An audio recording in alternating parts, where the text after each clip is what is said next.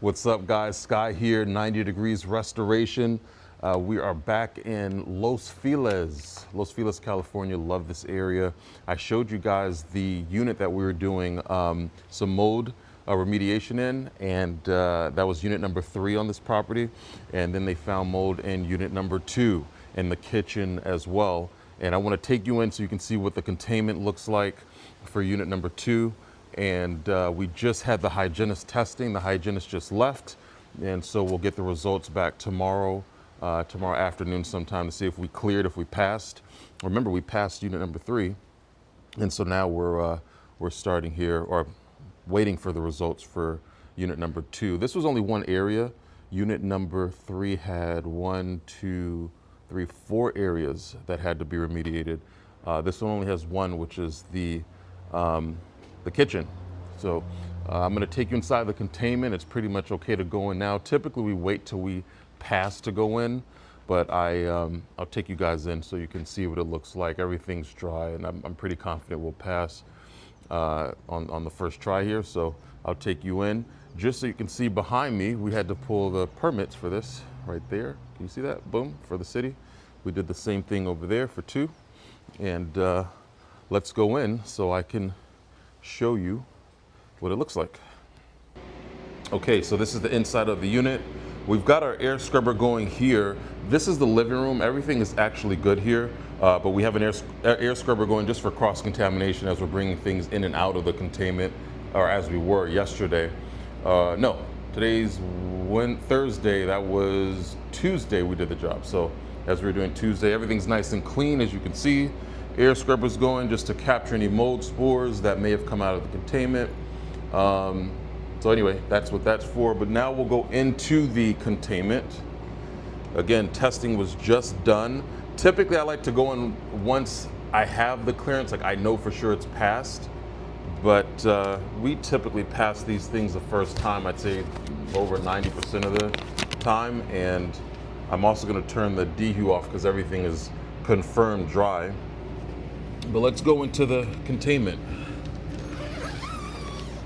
So, as you can see, everything is sealed perfectly. And it is really warm and hot in here. Got our air scrubber going, clean brand new filter, dehue going there. And as I typically tell people, I'm gonna shut this dehue down because it's really hot and everything's dry. As I typically tell people, a lot of times the issue comes from angle stops. And guess what caused the leak here? Angle stop. That's where the leak was. So it's really a good idea to change those angle stops regularly.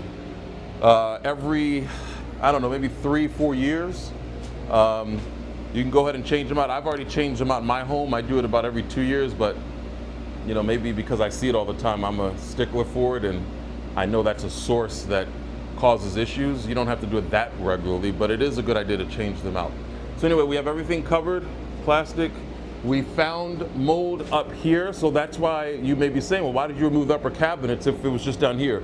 There seemed to be a leak from the roof, maybe years ago, so we had an issue there, so we removed the cabinets, cleaned everything, and this is where the upper cabinets were, and ceiling as well. And there was nothing here, but we removed the drywall because the mold spread here. But now everything is clean. This containment is absolutely clean. Air scrubber's been going for 2 days. Turn this off. Air scrubber's been going for 2 days. Typically, all you need is 24 hours, which is what the hygienist typically recommends. We did 2 days though of air scrubbing, and we like to do 2 days as opposed to just 24 hours. It really confirms that everything's nice and clean. So this is what a proper containment really should look like. Again, this is for the kitchen area. Okay, so that's what a proper containment should look like. Close this up. And that is pretty much that. We're gonna let this air scrubber run. And once we get everything confirmed that it's passed, we'll just come pick up the equipment and start to break down the containments. So all is good. All is good there. Okay guys, so that is pretty much it. That wraps up this particular motor remediation job. You might be thinking, well, why did you guys remove the upper cabinets? Well, I showed you why we removed the uppers, because when we had the hygienist do the testing for this particular unit, the mold spore count was so high that it just wasn't worth the risk of leaving anything behind. I mean, it was astronomically high. So the report the hygienist gave was to remove anything that we felt could be harboring mold. We removed the uppers, and sure enough, we found mold behind the upper cabinets. Again, as you saw, there was a leak from, we believe, from the roof, and that went down and caused some problems there. And then the primary source of the leak was the angle stop. Angle stop was just leaking, had never been replaced, or maybe it just hadn't been replaced in many years, and that caused the issue. So you hear me a lot of times explain to change those angle stops out. This is the reason why. Angle stops, nothing lasts forever. Nothing lasts forever. And as I've mentioned, a lot of times people will say, well, I've never had this problem before. That's a popular statement that we hear a lot of clients say, well, this has never happened before. Well, once one thing starts happening, that's a sign and symptom that something else is on the way. Once one angle stop is leaking, don't be surprised if the second one, a third one in another area starts leaking. Why? Because nothing lasts forever. Everything ages. Humans, we age.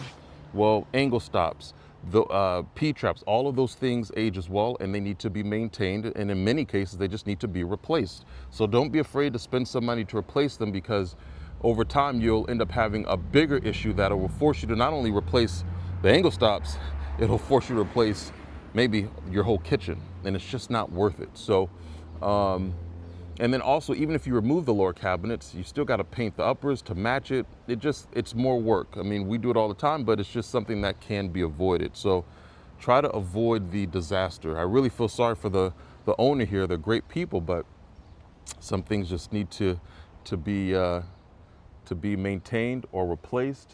Don't be afraid to do it, because it could save you a lot of headaches moving forward. So again, if you're a homeowner, take a look at all of the points of entry for water intrusion, angle stops, P-traps, the supply lines to your refrigerator, toilets, sinks, vanities. All of those are areas where water or water intrusion can take place.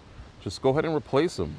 Go ahead and maintain that. Replace them, get brand new ones. It's relatively inexpensive, in particular when you compare it to the cost of replacing an entire bathroom or replacing an entire kitchen. That's going to be a much more exorbitant fee. So just make sure you guys stay on top of that.